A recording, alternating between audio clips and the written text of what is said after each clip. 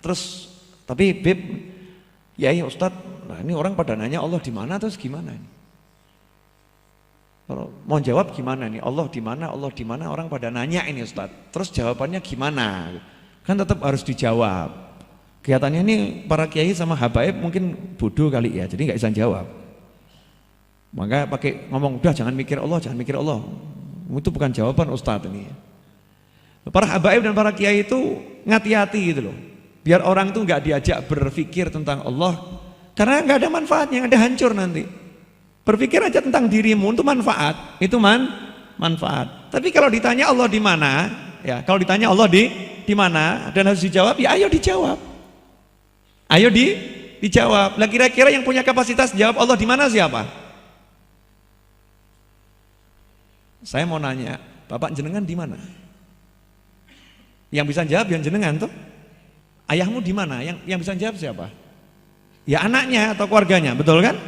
Nah sekarang kalau nanya Allah di mana, yang punya informasi paling tepat Allah di mana siapa? Ya Allah itu sendiri.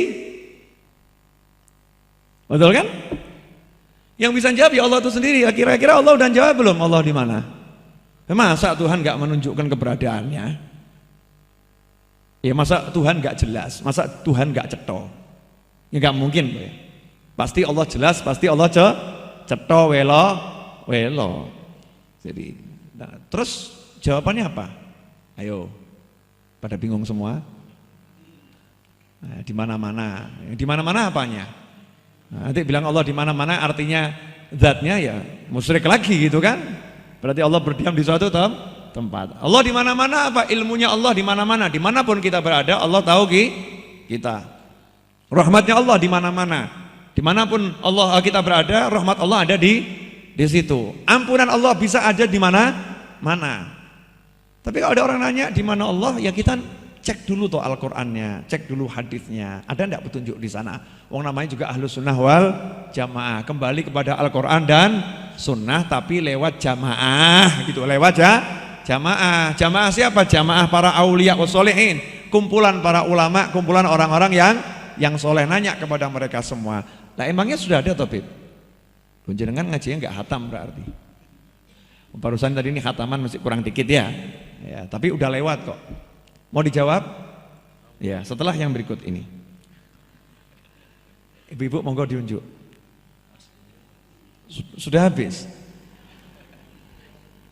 Ini kena sengaja saya kasih iklan dikit biar nanti kalau mau dipotong itu enak yang motong tahu. Oh, mulai dari sini ini bagian ini ya. Biar enggak terlalu panjang kajiannya kalau dijadikan di YouTube itu.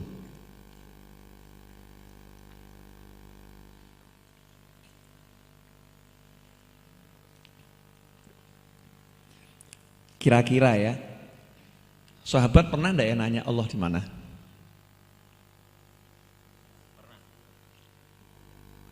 Sahabat itu radhiyallahu anhum ajmain, manusia-manusia yang paling tidak berani bertanya kepada Rasulullah SAW. Enggak berani nanya, aneh-aneh itu enggak berani. Tapi sahabat itu selalu nunggu orang yang berani nanya. Ya, nunggu orang yang berani nanya. Kelihatannya kalau jenengan hidup di zaman Nabi mesti jenengan yang paling banyak nanya. Nah, sebab jenengan sama saya ini model-model badui gitu kan ya. Wong polos, pokoknya ceplas-ceplos itu badui. Monggo diunjuk.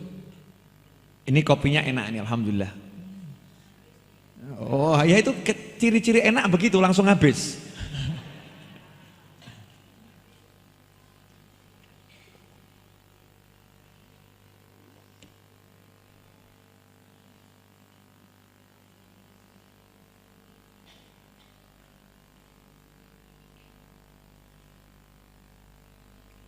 Allah di mana?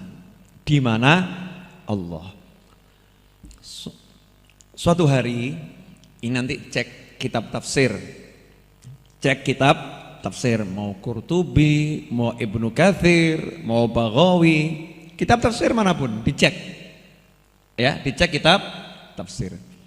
Suatu ketika ada sekelompok sahabat dan terutama dari orang-orang Badui dari pedalaman datang menemui Rasulullah SAW dan bertanya, Aina Rabbuna? Aina Rabbuna? Ya Rasulullah, di mana Tuhan kami ini? Tuhan kami ini di mana? Tuhan kita ini di mana? Di mana? Allah tuh di mana itu? Pernah nanya. Dalam riwayat yang lain seorang Badui datang dan mengatakan, "Ya Rasulullah, ambai Tuhan kita itu, Allah itu dekat, qarib, sehingga kita kalau doa berbisik cukup didengar olehnya, atau jauh sehingga kalau doa harus teriak." Ya, jadi ada dua hadis. Yang pertama nanya Allah di mana? Yang kedua nanya Allah itu jauh atau dekat. Intinya kan Allah ada di mana. Nah, Rasulullah SAW jawab enggak? Jawab enggak kira-kira? Ya Rasul enggak langsung jawab. Rasulullah SAW enggak langsung jawab, diam. Karena wa ma yantiqu anil hawa. Kanjeng Nabi SAW tuh enggak pernah ngomong dari hawa nafsunya. Kalau ngomong tuh tunggu perintah langit dulu. Jawab, diam ya diam. Ya, jawab, diam ya. Diam, semua atas perintah Allah Subhanahu wa ta'ala. Beda kalau kita enggak ada bahan ngomong aja cari bahan. Betul kan? Orang kita ini mestinya diam bisa zikir, tapi lidahnya gatel. Lidah ini gatel. Kalau enggak ngomong rasanya enggak enak. Jadi ketika diam-diaman semua ini mestinya bisa zikir, akhirnya cari bahan. Ayo toh kita bahan apa yuk? Buat ngobrol biar seru. Ya. Cari bahan. Rasulullah SAW wa yantiqu anil hawa, tidak pernah berbicara dari hawa nafsunya, kecuali itu wahyu yang diwahyukan oleh Allah Subhanahu wa ta'ala. Makanya semua ucapan Nabi SAW itu adalah ilmu. Karena Rasul kalau ngomong, kalau enggak Al-Quran, ya itu jadi hadits. Yang hadits itu juga dari Allah Subhanahu wa ta'ala, bukan dari hawa nafsunya. Jelas ini? Diamlah Rasulullah SAW. Kanjeng Nabi SAW diam, kemudian tidak lama jawab. Jawabnya apa? Turun wahyu. Berarti yang jawab siapa? Yang jawab siapa? Allah. Turun wahyu. Bagaimana bunyi wahyunya? Surat Al-Baqarah ayat 186. Surat Al-Baqarah ayat 186. Di mana Allah mewahyukan wa idza sa'alaka ibadi anni. Jika hamba-hambaku, ibadi, sa'alaka ibadi, jika hamba-hambaku bertanya kepadamu wahai Nabi SAW. Ini kan lagi nanya sama Nabi, aina rabbuna, di mana Tuhan kami, di mana Tuhan kami. Ini nanya sama Rasulullah SAW, di mana Tuhan kami, di mana Tuhan kami. Ya, Allah yang jawab idza sa'alaka ibadi anni, jika hamba-hambaku bertanya kepadamu tentang aku, di mana aku? Apakah Allah mengatakan sampaikan kepada mereka semua, aku ada di langit. Sampaikan pada mereka semua, aku ada di arsy. Apakah Allah menyatakan seperti itu? Tidak. Mestinya kan kalau Allah mau jawab, Allah di langit, Allah bilang, sampaikan pada yang nanya itu, wahai Muhammad SAW, wahai Rasulullah, wahai Rasulku, wahai Nabiku, kepada hamba-hambaku semua yang nanya tentang aku, sampaikan pada mereka semua, aku ada di langit. Apakah begitu? Sampaikan pada mereka semua, aku ada di arsy. Apakah begitu? Tidak. Ternyata Allah menyatakan wa idza salaka ibadi anni fa inni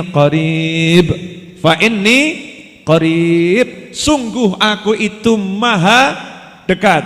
Ujibu da'watad da'i idza da'an falyastajibu li wal yu'minu bi la'allahum yarshudun. Justru Allah mengarahkan, jangan mikir aku ada di mana. Gitu kan ya? Jangan mikir aku ada di mana, aku dekat dengan kamu. Aku tidak jauh. Dekat sekali Allah. Jadi kalau ada orang nanya Allah ada di mana? Jawabannya Allah dekat. Allah dekat. Dengan Allah dekat itu kita enggak diajak mikir tentang Allah, tapi mikir tentang bagaimana kita kepada Allah Subhanahu wa ta'ala. Ya udah, Allah tuh dekat sama kamu, jadi kamu hati-hati. Allah tuh lihat kamu loh, hati-hati. Allah dengar kamu loh, hati-hati. Ya sekarang kalau kamu udah tahu Allahnya dekat, ya udah kamu gak usah bingung. Minta tinggal ngomong, pengen tinggal ngucap. Ya, rasakan tuh kedekatan Allah, rahmatnya dekat, sayangnya dekat. Allah tidak jauh. Nah kalau udah tahu begitu kan enak, gak usah mikir lagi Allah di langit apa di mana ya. Jadi Allah di mana? Dekat. Nah, dekat di mana? Pokoknya dekat. Allahnya dekat, jangan diajak di mana, buang itu kalimat itu ya. Jangan mau diajak mikir Allah berdiam atau bertempat di suatu tempat. Kalau ditanya Allah di mana? Allah dekat. Allahnya dekat. Hadirin yang dimuliakan Allah Subhanahu wa taala.